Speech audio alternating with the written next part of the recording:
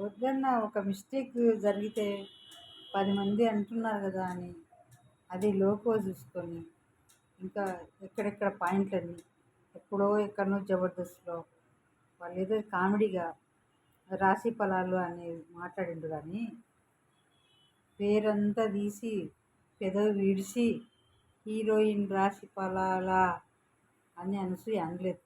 రాశి ఫలాలా అన్నది అంతే. హీరోయిన్ రాశి ఫలాలు అనలే.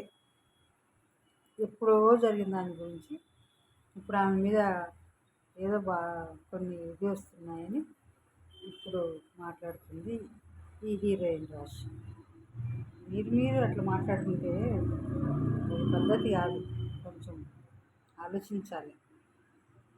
ఆమె ఏం మాట్లాడింది, మనం ఎందుకు రియాక్ట్ అవుతున్నాము. నీ పేరు తీసేం అనలే. నిన్ను అనాలంటే హీరోయిన్ అని అంటారు, అనసూయని అనాలంటే యాంకర్ అనసూయ అంటారు. అంతేగాని ఎందుకు మీ సినిమా ఫీల్డే కదా, మీరు ఒకటే కదా. ఒకవేళ తప్పు ఏదన్నా అనింటే నువ్వు బాధపడే దాంట్లో అర్థం ఉంది.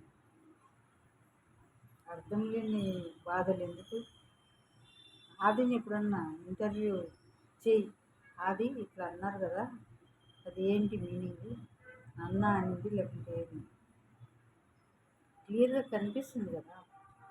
రాశి ఫలాలు అంటే రాశిగారి ఫలాలా, రాశిగారి అంటే ఒక్కదానినా ప్రపంచంలో రాశి ఆమెకు తెలిసినోళ్ళు ఉండదా రాశి.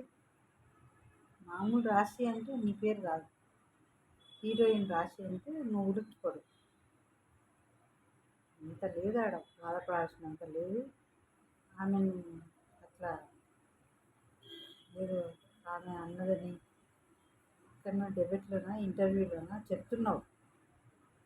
పూర్తిగా కూడా నేను వినలేదు ఆ మాట ఒక్కటిగా.